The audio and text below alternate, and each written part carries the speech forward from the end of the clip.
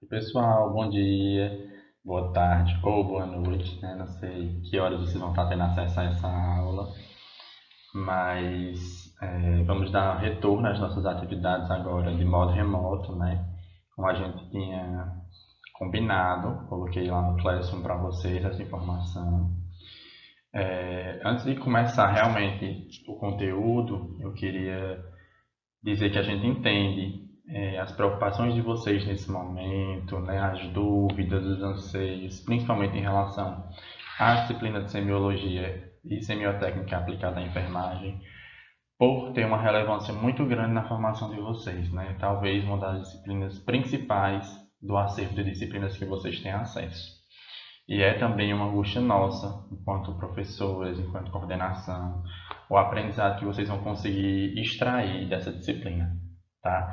Então a gente vai tentar minimizar essas perdas num momento crítico como esse que a gente tem vivido, sem, no entanto, estagnar. A gente teve aí praticamente 3 meses parados, né, na disciplina, frente a esperanças de melhorias nas condições dessa pandemia para que a gente pudesse retornar a esse momento de aulas presenciais, né?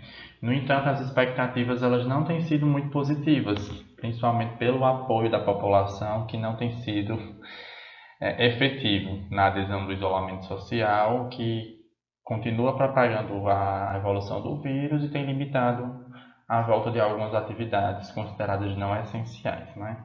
O governo do estado já sinalizou possíveis ondas, né, de volta para algumas atividades e a gente tem aí alimentado uma esperança de que as nossas atividades sejam uma dessas, né, tão breve quanto possa ocorrer de modo mais seguro. Claro que será uma nova modalidade de normalidade. A gente não tem previsões de voltar para os padrões de normalidade que a gente tinha antes, né? Muitas mudanças vão acontecer frente a essa pandemia. Ela não vem por acaso, ela vem para nos ensinar alguma coisa. E enquanto isso, a gente vai dar início às nossas atividades por aqui, tentando minimizar esses aspectos de perda que podem vir a ocorrer, né? E Lucas, por que que a gente só pensou, vocês só pensaram na volta dessas atividades somente agora, né? Inicialmente a UFCA não tinha sinalizado possibilidades para essa volta de modo remoto, considerando as situações dos seus alunos, considerando os aspectos estruturais de acesso à internet, de acesso a computador, né, de questões pedagógicas de registro de aula, de atividades. Então, considerando todos esses aspectos, a gente não tinha aderido antes, feito a adesão antes dessa modalidade de formação, e aí o curso de enfermagem veio há 15 dias manifestar esse interesse, e nós da disciplina de semiologia resolvemos esperar um pouco para ver como ia se comportar, como a turma ia se comportar, como o curso ia se comportar, para que a gente pudesse programar melhor as nossas atividades, tá?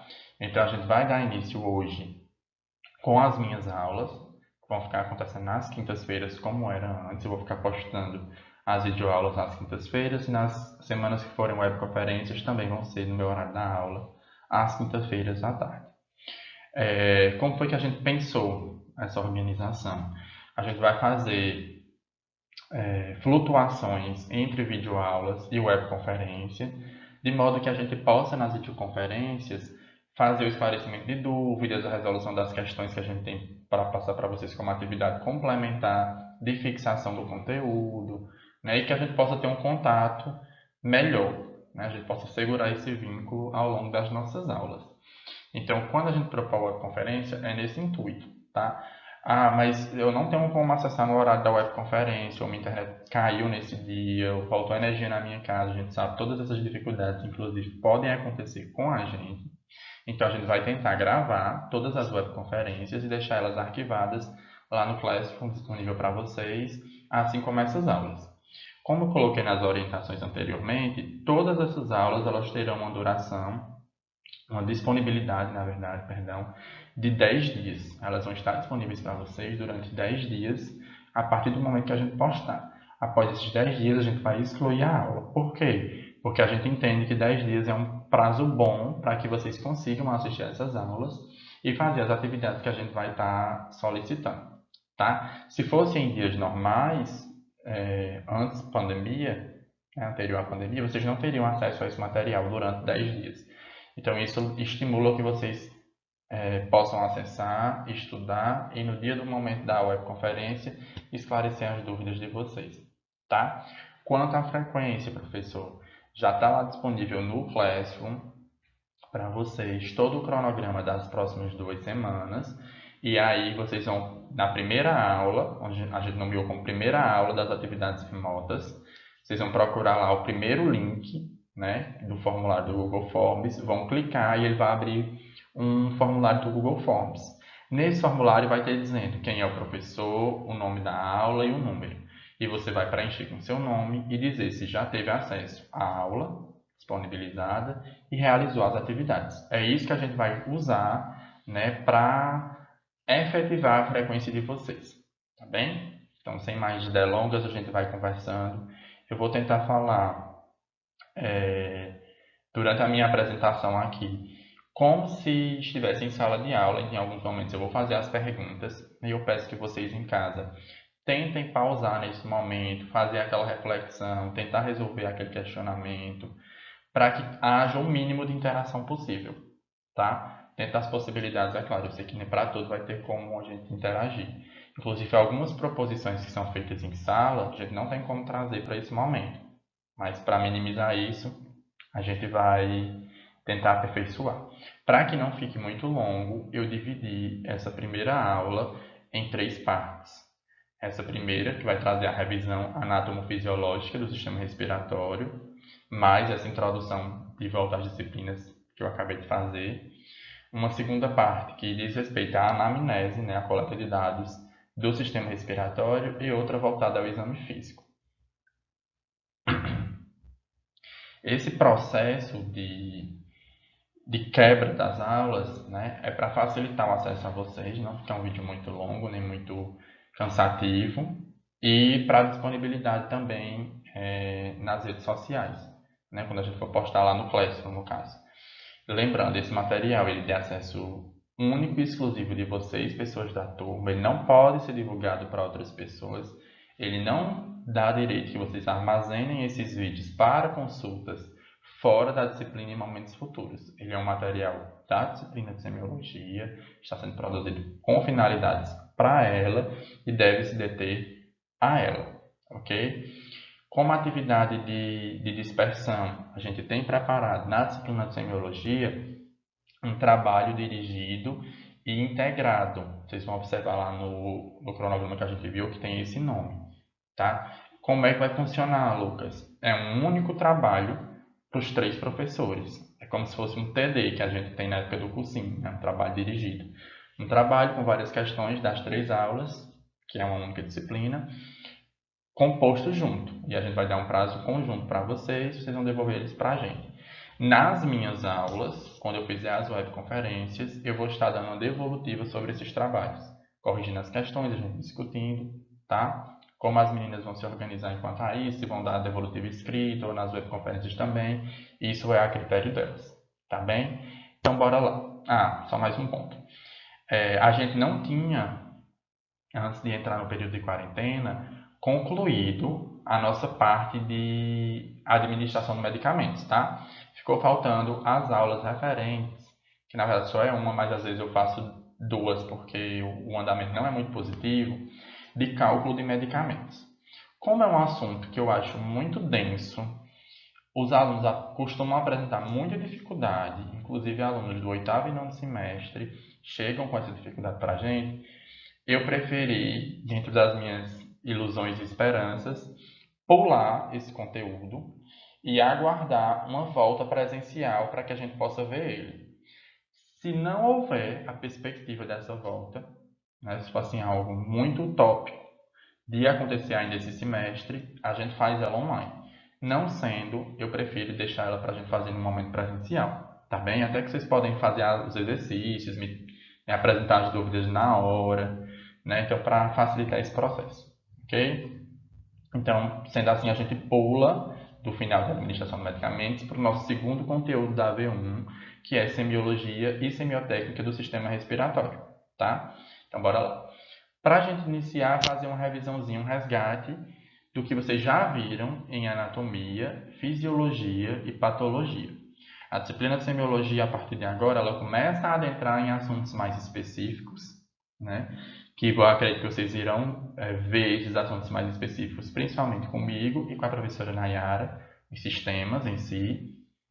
E aí vocês vão ter que a todo momento se remeter ao que aprenderem em anatomia, fisiologia e patologia, tá? A gente faz uma revisão breve para facilitar a compreensão de vocês, mas isso não é uma competência da disciplina. Isso é um conteúdo que deve ser acumulado e uma bagagem que deve já estar presente na mochilinha de vocês, ok? Então, bora lá. Para começar, o sistema respiratório ele tem uma conformação, né? Essa conformação do sistema respiratório ela é protegida por um arcabouço ósseo, que é chamada de caixa torácica. Essa caixa torácica ela é estruturada a partir do arranjo de 12 pares de costelas, as vértebras torácicas localizadas na região posterior, o osso externo principalmente. E compõe também aí esse arcabouço as escápulas e clavículas, tá bem? O tórax ele é considerado uma região muito dinâmica do corpo, por estar em constante movimento. Ele está em movimento, inclusive, quando nós estamos no processo de inconsciência, como durante o sono, por exemplo, porque ele remete a processos neurológicos que acontecem de modo inconsciente, para garantir a execução e a continuidade da nossa respiração. Então, nesse processo, o tórax ele vai ter uma função essencial nas nossas vidas. Quais são as duas principais funções do tórax? Assegurar o processo de respiração e proteger os órgãos vitais. Se você observar, dentre os órgãos considerados vitais, considerados de extrema importância para a nossa sobrevida, 2 deles estão localizados no tórax, né, que são os pulmões e o coração. Um está localizado na calota craniana, que seria o cérebro, e os outros são os rins, estão localizados um pouco mais abaixo. Então, 2 deles, de grande relevância, estão considerados dentro do tórax, né? Então, para a gente voltar na parte anatômica em relação ao tórax, eu preciso lembrar do posicionamento dessas minhas costelas, da conformação do meu externo, da conformação das minhas clavículas e da minha escápula. Por que, Lucas? Porque quando a gente vai fazer o exame físico relacionado ao tórax, a gente faz menção a pontos anatômicos para que possa ser localizado aquele nosso achado. Como, por exemplo, digamos que eu esteja fazendo uma ausculta em um paciente e eu encontro lá, durante a minha ausculta, um processo de ronco ou de sibilo. E aí eu preciso informar ao outro profissional que vai vir depois de mim para fazer aquela assistência, ou deixar isso registrado, até mesmo para que eu possa ter acesso àquela informação de modo fidedigno depois, eu preciso deixar isso claramente registrado, né? Então, como é que eu vou dizer onde eu encontrei aquela anormalidade, aquele achado? Aí, as costelas, o externo, essa conformação óssea, ela vai servir como um parâmetro para esses meus registros, tá bem? Então, a gente precisa voltar à anatomia e revisar isso. Na parede do tórax, a gente vai ter alguns marcos na parede anterior. A parede anterior ela é considerada como principal, digamos assim, para esses achados do tórax. Por quê? Porque na parede anterior eu consigo visualizar melhor as estruturas anatômicas e ela me permite ter acesso a uma porção maior dos meus pulmões, que no sistema respiratório é a peça-chave do que a gente quer avaliar, certo? Então, quando a gente falar de parede posterior, parede torácica posterior, a gente vai ter uma demarcação anatômica menor e acesso a áreas menores desse tórax, né? Então, Lucas, o que é importante eu olhar na minha parede anterior quando eu for fazer esse processo de avaliação do tórax? Eu preciso lembrar que para registrar um achado, eu tenho que fazer o registro dessa localização de modo vertical, ou seja, de cima para baixo, tanto quanto horizontal, né? No plano horizontal. Para eu fazer esse registro vertical, o que é que eu vou considerar? A demarcação das minhas costelas, principalmente, porque elas vão estar demarcando, cortando o meu tórax, né, em diversos níveis, como se fossem linhas. E na porção horizontal, eu vou ter que olhar as linhas imaginárias que são demarcadas por outros processos, como, por exemplo, a fissura axilar, nessa prega axilar. Quando a axila ela tem uma prega que a gente vai imaginar ali naquele percurso transcorrendo uma linha. E é nessa linha que eu vou focar quando eu for fazer o registro desse achado, tá bem? Então, começando para ficar mais numa ordem mais clara para vocês. Eu vou ter que considerar a minha incisura jugular, né? Ela é localizada mais na base do pescoço, próximo às clavículas, ela se localiza entre as clavículas, na verdade, e ela é nada mais, nada menos que uma depressão em forma de U. Ela vai estar localizada imediatamente acima do osso externo e entre as clavículas. É essa região aqui, ó. Deixa eu ver se eu consigo colocar o laser aqui para vocês. Pronto. É essa regiãozinha aqui. Vocês podem estar em casa fazendo a palpação em vocês mesmos para estar identificando esse processo, tá bem? Na medicina tradicional chinesa, esse ponto aqui da altura máxima do externo entre as clavículas, ele tem um estímulo referente à tosse. Então, quando você faz a pressão desse osso pela parte de dentro, você desestimula esse reflexo da tosse. Então, ela é uma marca para a gente começar esse processo de avaliação do tórax. É uma das linhas. Depois disso, aí a gente tem o processo chamado de manúbrio, é uma parte óssea que se localiza na porção superior do externo. E por que é que ela é relevante? Porque ela vai me dar uma marca onde eu vou ter um ponto essencial na minha avaliação, certo? Essa crista óssea que junta o manúbrio com o externo, ela vai ser denominada de ângulo do externo, né? Tem aqui marcadozinho para vocês, vai ser mais ou menos a esta altura, ou processo de luz, ângulo de luz. Esse ângulo de luz, ele vai me dizer que ali, se eu continuar em linha reta, eu tenho a continuidade do segundo espaço intercostal, da segunda costela. E isso demarca o ápice do meu coração. Então, o ápice do meu coração vai estar mais ou menos a essa altura. O manúbrio ele vai ter mais ou menos uma aproximação de 5 centímetros de tamanho, né? Então, quando eu encontrar lá o meu ângulo de luz, ele vai estar marcando o ápice do coração. Se eu vim aqui na incisura jugular, que é mostrado para vocês, eu vou posicionar o meu dedo aqui nessa parte de depressão, onde tem o início desse osso externo. Eu desço aproximadamente 5 centímetros e aí eu tenho o meu manúbrio. Essa crista do manúbrio, né, a crista do manúbrio, na verdade, essa crista do manúbrio, ela vai me indicar e apontar esse local, de início da segunda costela continuamente e ápice do coração. Além disso, ele é aproximadamente o local de demarcação da carina. Vocês lembram o que é carina, né? Lá na anatomia. A carina é esse momento de bifurcação da traqueia para a oferta do oxigênio para os pulmões direito e esquerdo. E a carina ela tem uma relevância neurológica. Ela tem um demarcador do estímulo da tosse.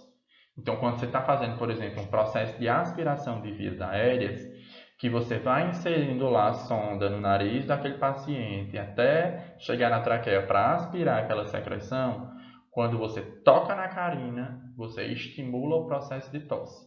E aí o paciente ele vai começar a tossir, você sabe, opa, cheguei em um limite, eu preciso voltar com essa minha sonda, com esse meu aspirar, tá certo?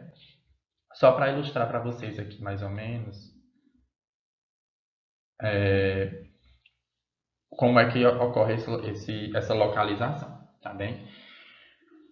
Além disso, vocês vão ter as marcas das costelas, que vocês precisam estar avaliando para fazer as anotações dos achados, né, como eu disse anteriormente. E Lucas, por onde é que eu começo a procurar essas minhas costelas? Quando a gente faz menção anatômica aos achados a nível de caixa torácica, a gente vai dizer que verticalmente ele está em X espaço intercostal. E a gente registra isso como EIC, espaço intercostal. Para achar o meu espaço intercostal, eu vou localizar os meus dedos, posicionar os meus dedos nessa incisura jugular, localizada mais ou menos aqui onde eu estou pegando, se vocês puderem me ver. Vou usar um outro dedo para dar um espaço entre o meu primeiro dedo e o segundo de mais ou menos 3 centímetros e vou fazer uma pressão. Quando eu fizer isso, eu vou estar localizando um espaço intercostal. Certo? É um espaço entre as duas costelas.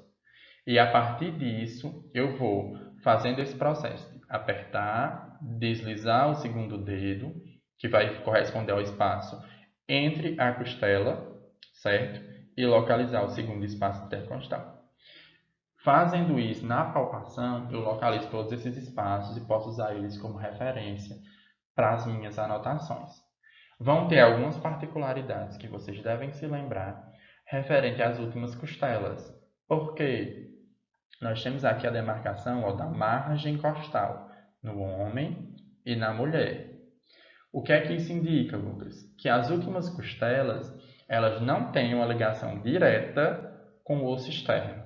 Então, se eu vier aqui na margem do meu osso externo, procurando os meus espaços intercostais, eu vou conseguir encontrar mais ou menos até o sexto espaço, até a sexta costela.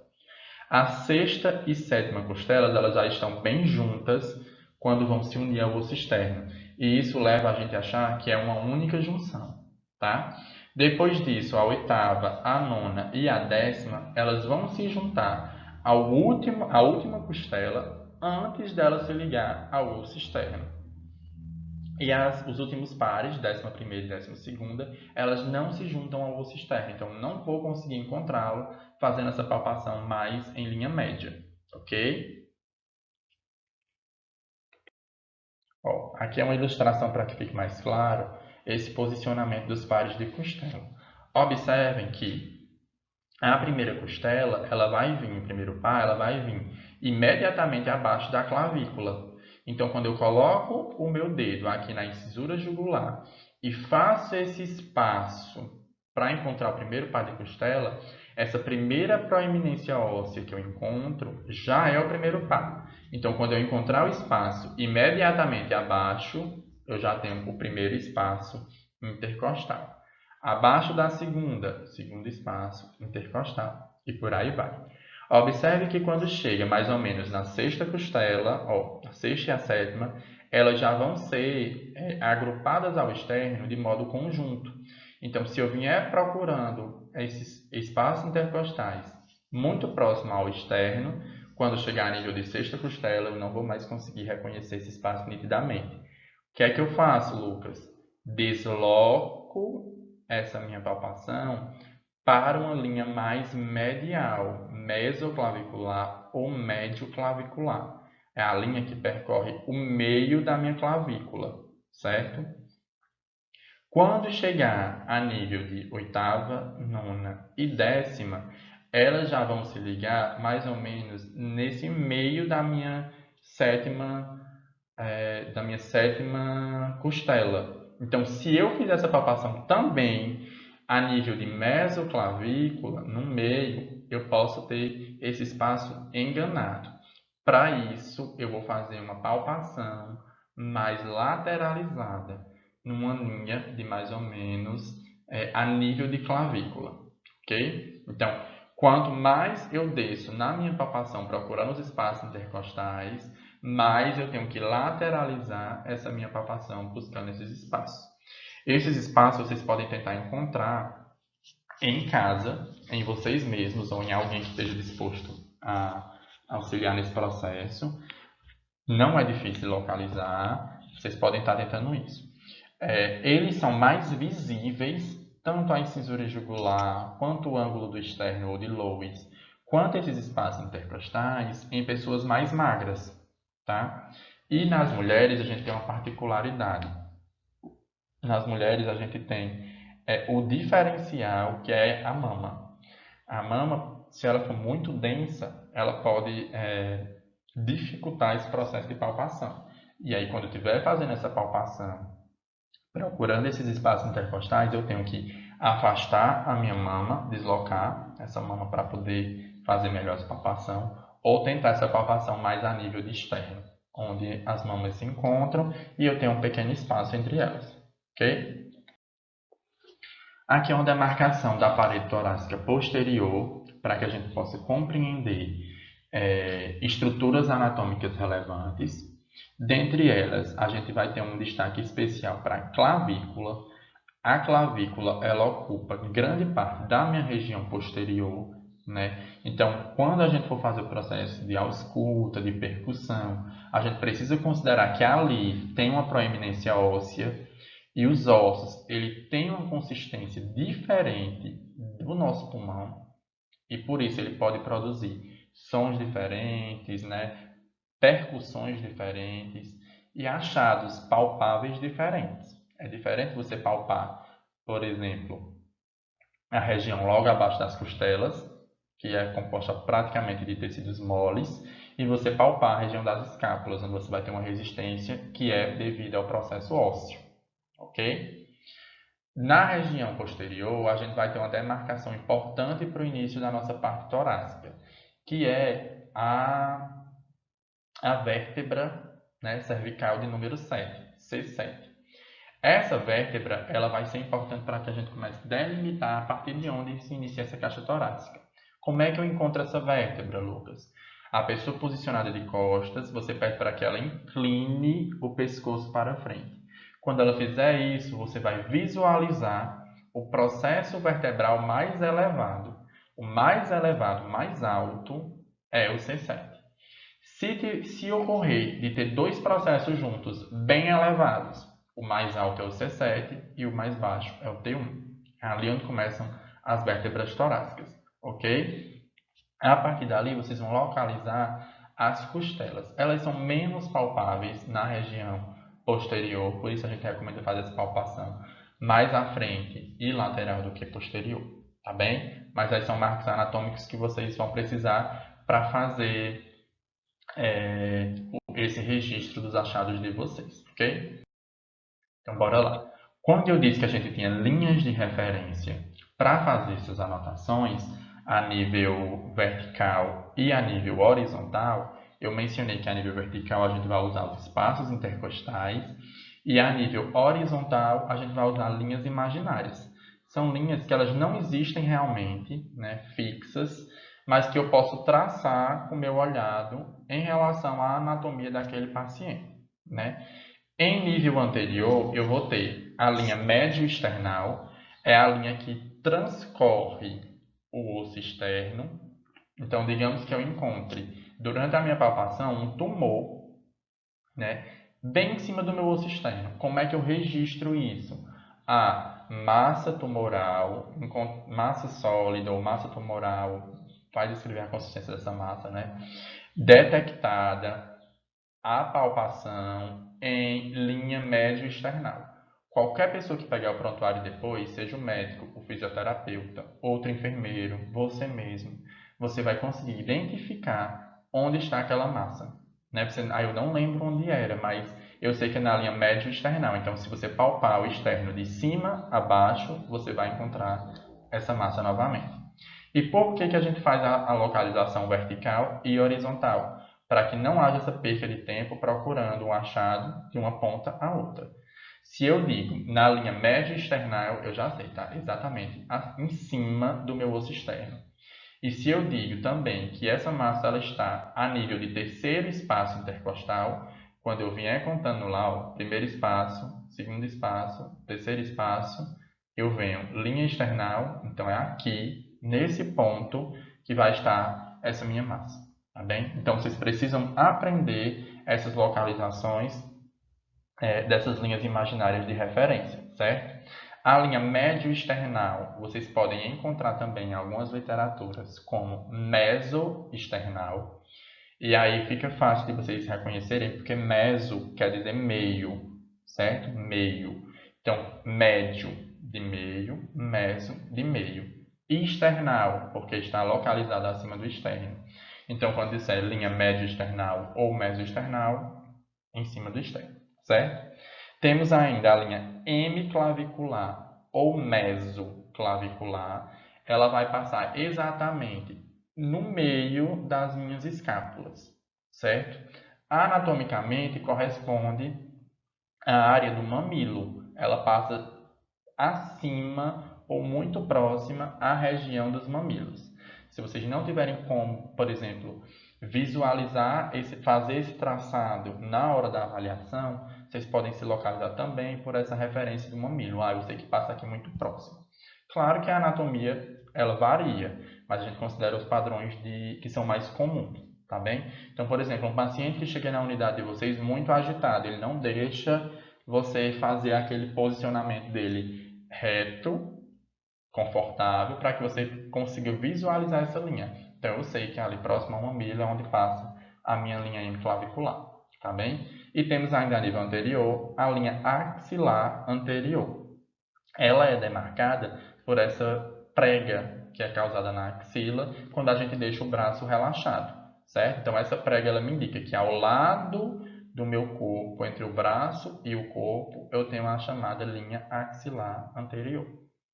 Em nível lateral, o que é que eu vou ter? As pregas axilares formando uma linha axilar anterior, uma linha axilar, uma linha mesoaxilar ou médio-axilar, que seria essa do meio. E quando a pessoa está de costas, ó, essa marca aqui, né, corresponde a essa também, ela vai demarcar a minha linha axilar posterior, ok? Então, essas demarcações são as demarcações laterais. Quando o paciente ele está de costas, eu vou ter duas marcas importantes: a minha coluna vertebral e o fim das minhas escápulas. A minha coluna vertebral vai me indicar a linha vertebral e o fim das minhas escápulas vai indicar a minha linha escapular.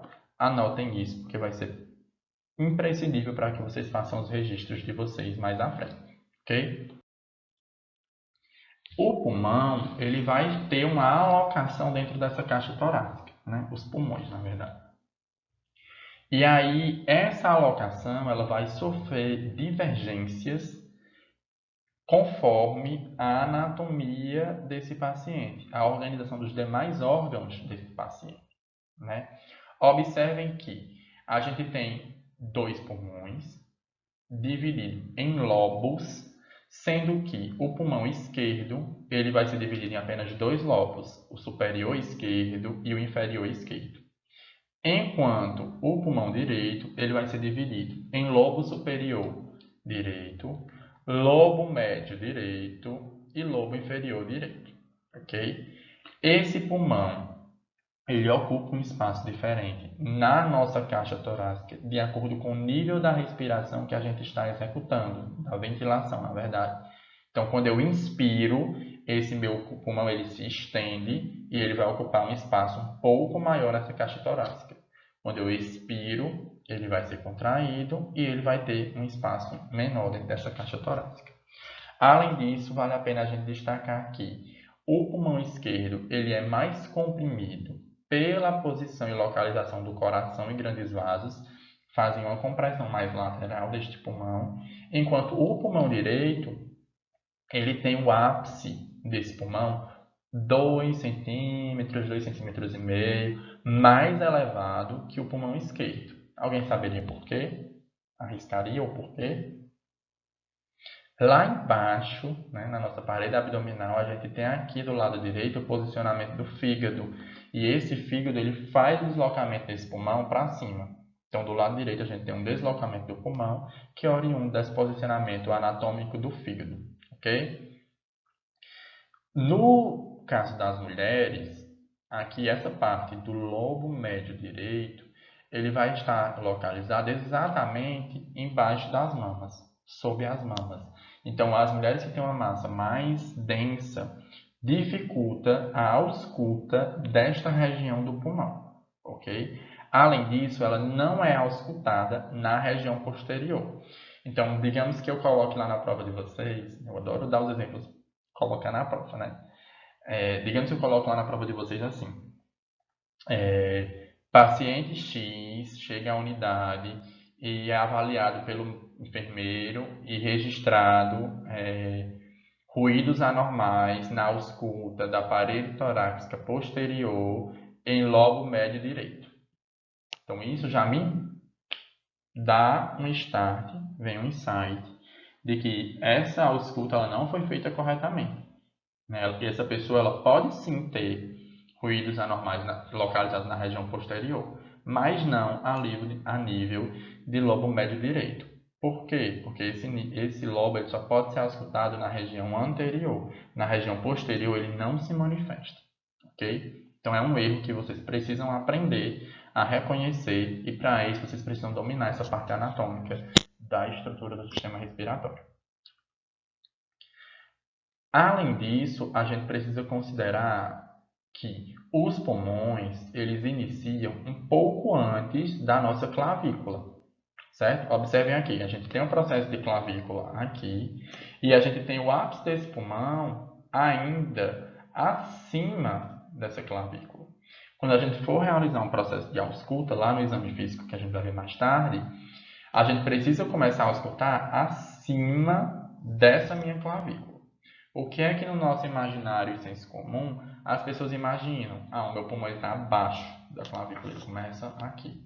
E eu começo a fazer essa avaliação a partir daí. Não, ele está iniciando um pouco acima e eu preciso considerar isso. Inclusive, quando eu for passar um catéter, né, central. O médico vai fazer um catéter central, ele tem um risco de perfurar o tórax ou a pleura nesse momento que ele estiver fazendo essa inserção, porque o catéter ele vai vir mais ou menos a essa altura, certo? E ele pode perfurar esse processo. Então, deve ser feita uma ausculta imediatamente após a realização desse catéter para identificar possíveis sopros que levam a identificar um pneumotórax.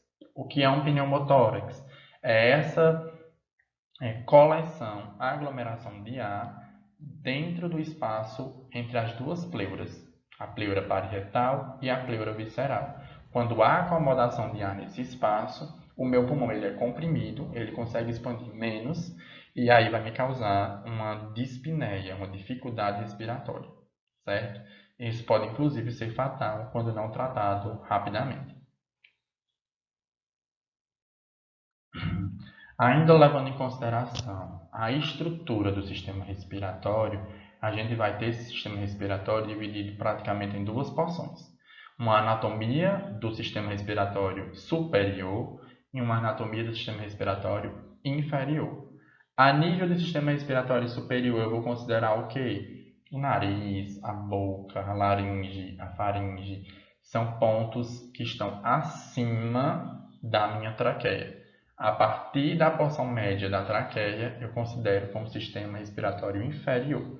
Então, eu vou considerar no sistema respiratório inferior a traqueia, que é esse cano, essa tubulação maior por onde passa o ar quando a gente respira.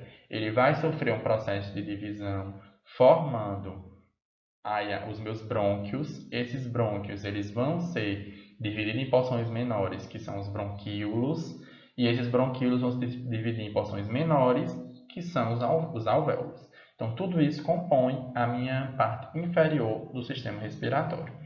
Por estar mais diretamente ligada a essa troca gasosa, a gente precisa se atentar ao nível de localização das ações para que a gente possa identificar o que é que está ocorrendo naquele momento.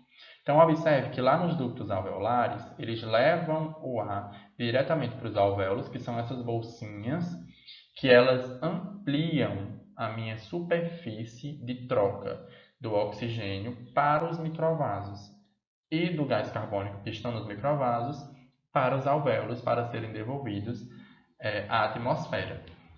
Então, processos patológicos que dificultam essa minha troca Por exemplo, a partir da diminuição dessa minha superfície, eu preciso estar atento que eles ocorrem lá nos meus alvéolos para eu ter um direcionamento adequado. Deixa eu ver aqui um exemplo.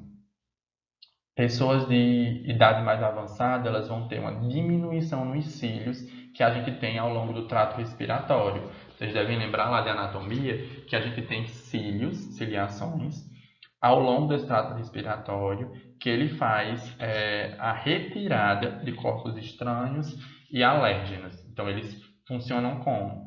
Cai aqui partículas de poeira na minha rede ciliar e eles fazem um processo de expulsão, levando de pouquinho em pouquinho e subindo até essa pessoa expelir por um espirro ou pela tosse essa partícula.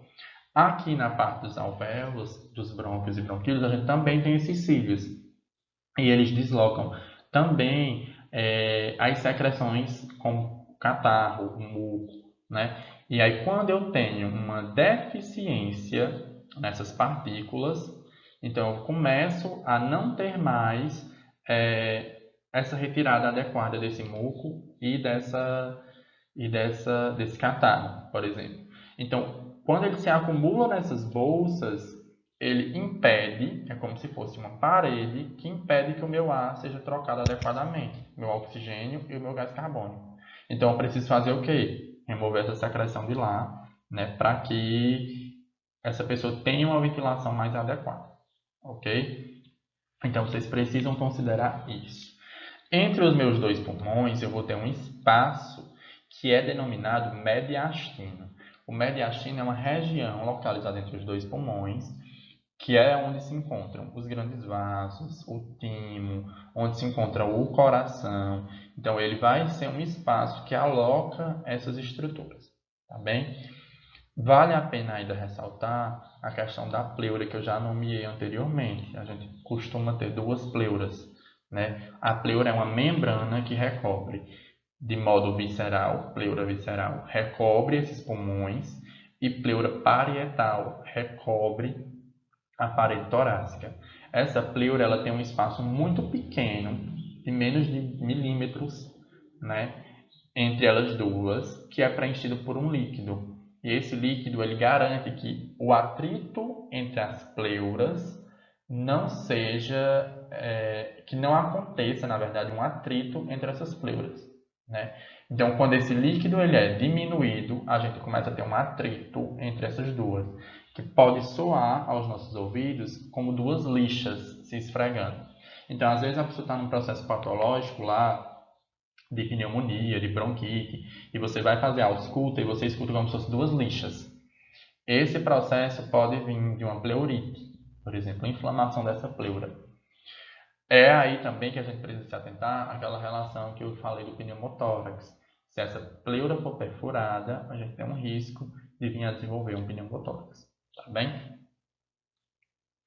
Então, avançando. O sistema respiratório ele vai ser dotado de uma pressão negativa em relação à atmosfera. Como ela tem essa pressão negativa, o que é que ela faz? Ela puxa esse ar da atmosfera.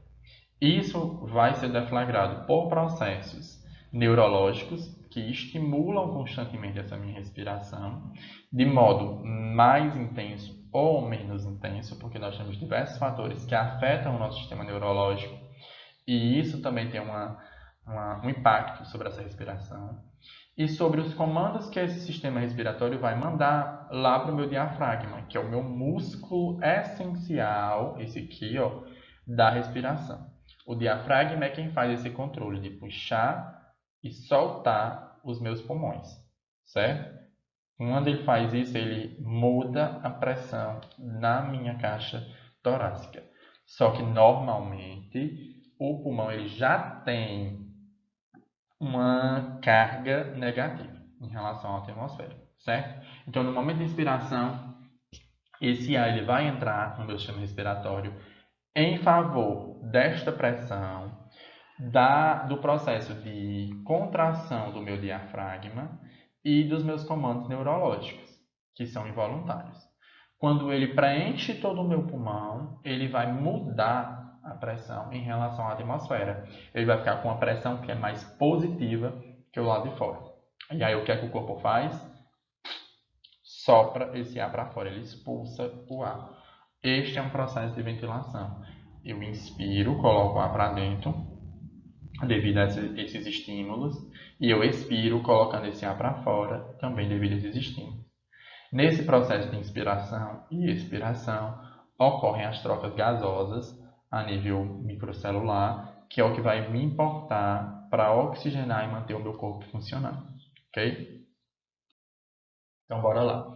Quais seriam, então, 3 particularidades desse meu processo de respiração, que envolve esse meu processo de respiração?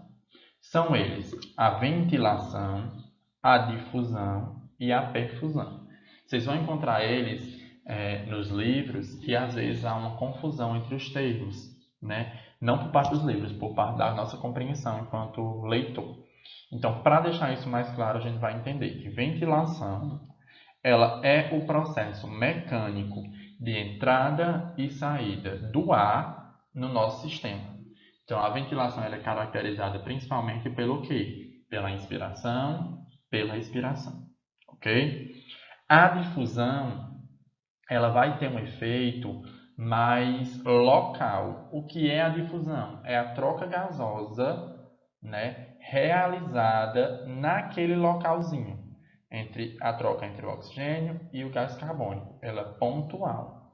E a perfusão é a distribuição desse oxigênio que foi trocado com todo o corpo. Então, a ventilação é um processo mecânico de entrada e saída do ar no corpo. A difusão ela vai acontecer a nível dos alvéolos, trocando esse gás carbônico pelo oxigênio. E a perfusão seria essa distribuição desse oxigênio que foi carreado por todo o corpo. Então, quando eu quero avaliar, por exemplo, se está chegando o oxigênio lá no meu dedão do pé, eu vou estar avaliando o quê?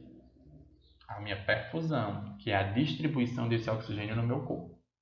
Se eu quero avaliar se está entrando o oxigênio no meu corpo, o ar no meu corpo, e para isso eu avalio o número de respirações, inspirações e expirações, eu estou avaliando a minha ventilação, ok? Diante disso, quais são as nossas funções do sistema respiratório, né? Lá a gente já falou das funções da parede torácica, do tórax, não se confundam. Aqui a gente vai falar das funções do sistema respiratório em si. No sistema respiratório, a gente vai ter essencialmente o fornecimento de oxigênio. Então, o polo maior, a função maior desse sistema é ofertar oxigênio para as células, porque elas utilizam esse oxigênio na produção de energia, na forma de ATP, e garantem assim a sobrevivência dos nossos tecidos, né? Quando ela faz esse processo de transformação da energia, ela usa o oxigênio e ela resulta na produção de gás carbônico. E esse gás carbônico ele é tóxico para o nosso corpo, então ele precisa ser eliminado. Nesse processo de eliminação, o sistema respiratório ele vai estar fornecendo o oxigênio e retirando esse gás carbônico. Então, é uma das funções também do sistema respiratório. Além de tudo isso, ele é responsável pelo nosso equilíbrio ácido-básico. No nosso corpo, a gente tem diversos íons, cátions, circulando dentro das células e fora do seu meio. Dentre eles, cálcio, sódio, potássio, cloretos. E esses elementos, quando em desequilíbrio, eles podem nos levar a um estado de acidose ou um estado de alcalose, certo? Que é o meio básico. E essas reações, elas vão afetar de modo diferente os nossos sistemas, ok? Então, a gente precisa garantir que ele esteja em um nível equilibrado como é no dia a dia normal. Eles vão estar desequilibrados devido a alterações em algum dos sistemas. Altera um sistema, pode desequilibrar essa questão ácido básica e levar a novos problemas. Então, o sistema respiratório ele garante isso, colocando o oxigênio para dentro, retirando o gás carbônico, ok? No nosso processo de avaliação do sistema respiratório, é essencial que a gente avalie a oxigenação, né? A oxigenação ela vai ser diferente da ventilação. Ventilar é eu colocar o ar para dentro e para fora. Oxigenar vai estar mais relacionado ao meu processo de perfusão e difusão, porque eu preciso carrear esse oxigênio para o meu corpo. Isso fica muito claro quando eu tenho a compreensão de que não basta eu colocar o ar para dentro. Eu preciso retirar desse ar o oxigênio que eu necessito, ok? Então a pessoa ela pode estar em algum momento com essa ventilação normal, respira, inspira, expira. Mas lá a nível de alvéolo, ela tem um problema que impede esse ar de ser transpassado para a corrente sanguínea. E isso leva a problemas de oxigenação, ok? Quando a gente falar de oxigenação, a gente vai ter dois termos que são muito semelhantes e a gente precisa diferenciá-los. São eles a hipóxia e a hipoxemia. Quando eu tratar de hipoxemia, eu estou dizendo que o nível de oxigênio no meu sangue, prestem bem atenção, no meu sangue, ele vai ser inadequado, ele não é suficiente. Quando eu tratar de hipóxia, significa que o nível de oxigênio no meu tecido não está adequado. Ok? Lucas, por que é que eu preciso aprender essa diferenciação? Porque eu posso ter um processo de hipóxia, né? Lá no meu tecido não chega oxigênio diferente, chega oxigênio em nível suficiente e não ter uma situação de hipoxemia, quando eu ainda tenho um nível de oxigênio adequado no meu sangue. Mas sempre que eu tiver uma hipoxemia, eu vou ter uma situação de hipóxia. Vamos compreender melhor. A hipoxemia, ela vai envolver todo o nosso sistema, todo o nosso sangue. Então, digamos que uma pessoa está com obstrução das vias aéreas. Eu engoli uma moeda de R$1, está tapada aqui na minha traqueia, deslocou para a traqueia, nesse processo de deglutição, e eu não consigo respirar, não está entrando ar de jeito nenhum. Se não entrar de jeito nenhum, o meu nível de oxigênio no meu sangue cai. Quando esse nível de oxigênio no sangue ele cai, eu vou ter uma situação de hipoxemia, certo? Então, o oxigênio em todo o meu corpo está baixo. Se o oxigênio em todo o meu corpo está baixo, no meu sangue está baixo, em qualquer lugar que eu for, esse nível de oxigênio vai estar baixo, exceto o cérebro, porque o cérebro ele é priorizado, né? Se tiver faltando oxigênio, o corpo vai tirar oxigênio de onde for e vai mandar para o cérebro, porque ele precisa se manter ativo, né? Então, assim, se eu tenho uma situação de hipoxemia, como nesse caso da moeda, meu nível de oxigênio vai baixando, e eu for avaliar, por exemplo, o nível de oxigênio lá no meu dedão do pé, eu vou ter uma situação de hipóxia, porque a oxigenação naquele meu tecido vai estar prejudicada, ok? Então, se eu tenho hipoxemia, eu tenho hipóxia. Mas, se eu tenho hipóxia, não significa que eu tenho hipoxemia. Um exemplo, digamos que eu amarre agora na minha perna um cinto com toda a força, torcendo assim forte mesmo, e impeça todo o fluxo sanguíneo. De onde está o cinto para baixo não vai sangue. Então eu vou ter no meu corpo o nível de oxigênio normal, porque eu estou respirando normalmente. Logo, ele está sendo distribuído de modo normal. Não tenho uma situação de hipoxemia, no caso, meu oxigênio está ok. Mas de onde está localizado o cinto? Para baixo, o sangue não chega. Se o sangue não chega, o oxigênio também não é carreado. Então eu vou ter, dali para baixo, uma situação de hipóxia. Ok? Outro exemplo que é clássico, as situações de trombose, de embolia. A gente tem uma partícula ocluindo naquele sistema sanguíneo, logo não é distribuído aquele sangue para aquela área e a gente vai ter ali uma hipóxia tecidual e a morte consequente daquele tecido. Ok? Já estou começando a ficar rouco, desacostumado. Alguns fatores alteram esse processo de de oxigenação, né? Quais seriam esses fatores? Fatores fisiológicos, né? Lembra lá que eu disse que o processo de ventilação ele está interligado com comandos neurológicos, com a pressão realizada pelo oxigênio nos meus pulmões e pelo estímulo muscular do diafragma. Então, a gente pode ter diversos fatores que alteram esse processo. Dentre eles, os fisiológicos, né, como, por exemplo, a diminuição de carrear o meu oxigênio. Um exemplo claro disso, a anemia. A gente sabe que as partículas das hemácias, as hemácias em si, elas são responsáveis por carrear esse oxigênio, né? Captar e levar através do sangue para os nossos tecidos. Quando eu tenho um processo de anemia, essas minhas células elas diminuem, essa função de captar ela diminui. Se ela diminui, eu vou ter menos oxigênio sendo carreado. Logo, a minha oxigenação, que é a oferta desse meu oxigênio para os meus tecidos, ela vai estar prejudicada, ok? A concentração de oxigênio inspirado, ela vai ser um padrão de alteração. Um exemplo é a altitude. Quando os jogadores de futebol vão jogar em países de alta altitude, eles precisam fazer um treinamento antes, eles vão geralmente dias antes, para ter um processo de adaptação, porque a concentração do oxigênio ela é diferente nesses locais.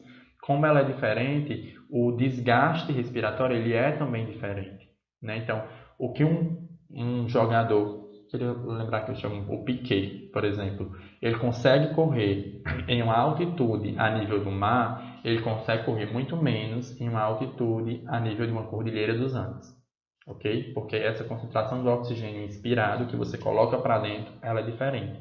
E ela é diferente essencialmente por quê? Porque muda a pressão no interior do meu pulmão devido à pressão atmosférica naquele local decorrente da altitude, ok? Além disso, essa concentração de oxigênio ela pode ser diferente decorrente da obstrução das vias aéreas. Digamos que um de vocês aí em casa, que não aconteça, mas digamos que um de vocês aí se engase com uma moeda de 25 centavos. E aí essa moeda ela fique ocluindo apenas parte do trato respiratório. Ela não obstruiu todo, né? Não foi capaz de fazer essa obstrução total. Então, vai ficar passando aí uma parte de oxigênio, né, do ar para o trato respiratório de vocês, mas não o adequado. Então, a gente vai ter também um problema de oxigenação. Questões de hipovolemia. O que é a hipovolemia? É a diminuição do nível de sangue circulatório. Esse sangue ele diminui. Se o sangue ele diminui, logo eu não consigo fazer a distribuição adequada desse oxigênio por meio das minhas hemácias. O que é que pode levar a uma situação de hipovolemia? A desidratação, as hemorragias, né? Além disso, o aumento da taxa metabólica, ocasionado principalmente por infecções e febres, ele vai demandar um nível de oxigênio diferente. E isso altera também os meus padrões neurológicos, né, de envio de estímulos neurológicos para esse meu processo de respiração. Então, eles alteram a minha oxigenação também, ok? Alterações no movimento da parede torácica podem ocasionar isso também, como na gravidez. Na gravidez, em idades gestacionais mais próximas do parto, do nascimento, né, mais avançadas, que o útero ele vai ter se alongado em maior expansão, ele pode pressionar esse diafragma para cima, diminuindo a capacidade de expansão dos nossos pulmões. E isso faz uma alteração no meu processo de respiração. Do mesmo modo acontece na obesidade, né, onde a gente tem um acúmulo de gorduras na região cavitária abdominal, e isso pressiona o diafragma e os pulmões, diminuindo a sua elasticidade e expansão. Situações de trauma, como por exemplo, lesões raquimedulares, né, lesões a nível de vértebra cervical 3, 4 e 5, onde a gente não vai mais ter um estímulo dessa expansão dos músculos da parede torácica. e aí eu vou diminuir essa minha parede torácica e logo afetar a minha oxigenação. Alterações músculo-esqueléticas ocasionadas por questões de uso de drogas e álcool, por uso de anestésicos, por lesões, isso tudo dificulta essa expansão da minha parede torácica, refletindo na minha oxigenação. Doenças neuromusculares e do sistema nervoso central, que também vão impedir ou diminuir esse estímulo nervoso. E, além disso, alterações cardíacas ou pulmonares, né? As arritmias cardíacas, elas são batimentos cardíacos fora do ritmo normal, então elas têm alterações no padrão de batimento. Logo, se o coração ele bate descompassado, a distribuição do oxigênio que ele oferta também vai ser descompassada, né? IC, que significa insuficiência cardíaca, anotem aí. O coração ele vai ter uma força diminuída para ofertar, para fazer os seus batimentos de modo adequado. Se ele não bate de modo adequado, então esse oxigênio também não chega de modo adequado. E a isquemia miocárdica, que nada mais é do que a diminuição da oferta desse oxigênio a partir da interrupção do fluxo sanguíneo para o próprio coração, para o próprio músculo cardíaco, que é o miocárdio. Então, vai levar também a um processo de batimento inadequado e distribuição inadequada desse oxigênio. Temos ainda as situações de hiperventilação, onde a pessoa ela faz um processo de ventilação exacerbado. Eu coloco muito ar para dentro e é muito rápido ao ponto de que eu não consiga fazer as trocas gasosas adequadas. E hipoventilação, onde eu coloco esse ar para dentro de modo muito lento. Eu inspiro de modo muito lento. Eu inspiro, aí demora um tempo, inspiro novamente. Não tem um ritmo adequado dessa minha ventilação. E as situações de hipóxia, que a gente já conversou anteriormente, né? É aquela onde o meu oxigênio em um tecido ele não chega de modo adequado. Temos ainda fatores relacionados ao desenvolvimento, como em crianças, né? A gente sabe que até o nascimento, quem realiza o processo de oxigenação destas crianças é a mãe, por meio da placenta. Então, os pulmões eles não são funcionantes, eles têm início o seu funcionamento após o parto, né? Então, crianças que são imaturas, nascem antes do tempo, elas podem não ter esse pulmão desenvolvido de modo adequado ainda para realizar esses processos de ventilação. Então, ele pode precisar de um suporte ventilatório. O que é que acontece quando a gente tem uma previsão de parto prematuro?